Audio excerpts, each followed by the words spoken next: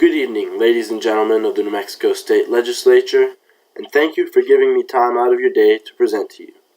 My name is Price-Waldman, and today I will be telling you about one of the most prevalent social issues that affects New Mexico, the homeless crisis. You commissioned me to do research on this subject, and I have, and now I have prepared a solution that hopes to address and improve the homeless crisis in New Mexico.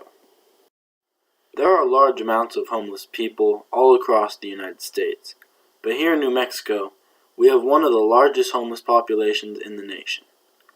At this time, there are 3,000 homeless citizens living in New Mexico.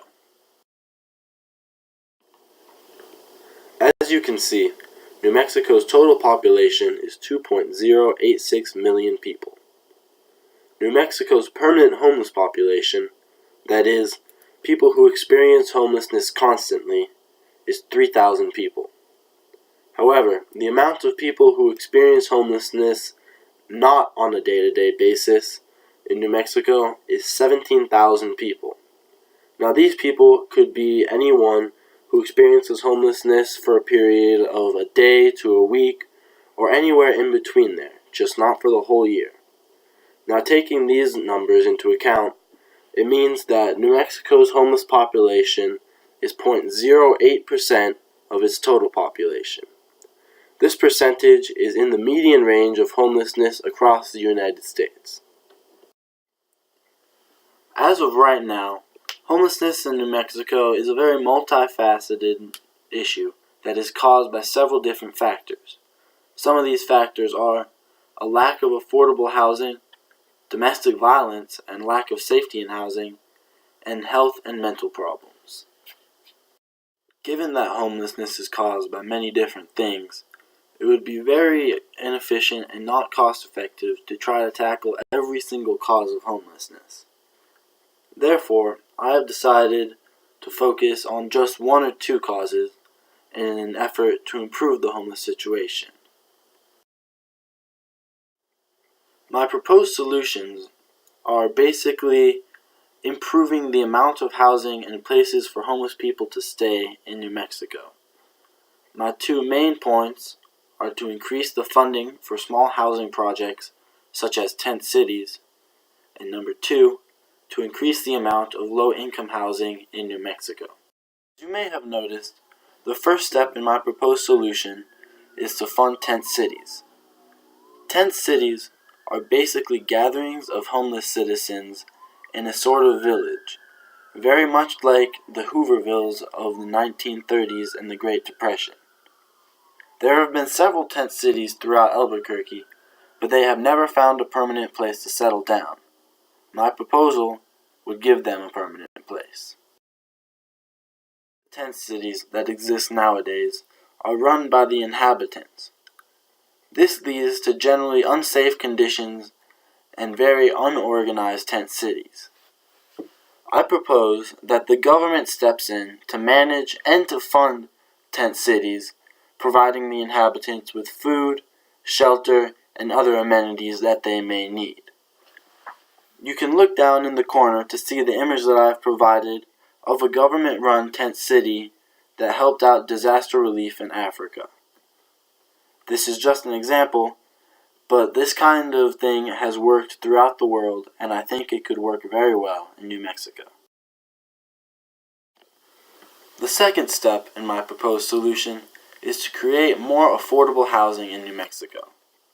New Mexico and Albuquerque have been very notorious in not having a lot of low-income and affordable housing for its inhabitants.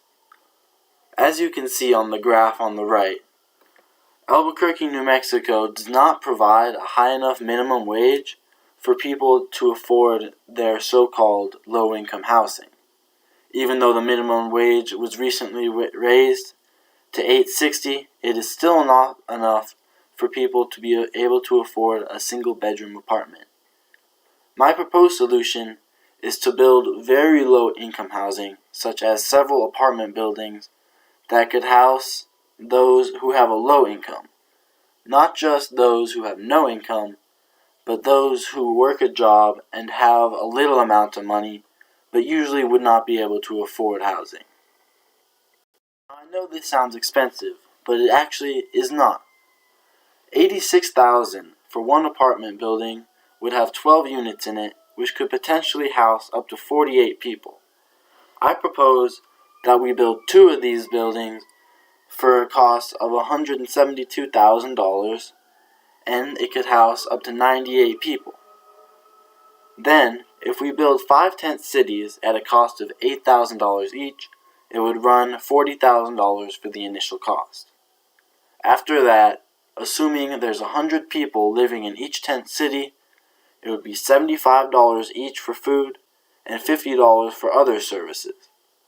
So in all, this is $12,500 per week per tent city, assuming that 100 people are living in each tent city. If my proposed solutions are taken into effect, the benefits would be extraordinary. For the homeless who currently have an extremely low income, we would build 2 apartment buildings that could house up to 100 of them. For the homeless people with no income at all, we could build 5 tent cities that could house up to 500 people. Both together, this could lower New Mexico's homeless rate by almost 30% for only $206,000. While preparing my solution, I took some time to consider the arguments that people might have against it. Some people might not like having tent cities here in America because they may think that it looks bad or it makes us look like a third world country. My response to this is that the current situation is much worse than it would be if we had tent cities. I want these people to take a look at the homeless situation right now, to go look at all the homeless people, and then tell me that it looks good right now. The other argument may be that some homeless people may not want to live at tent cities. This is fine. Homeless people can choose to live wherever they want.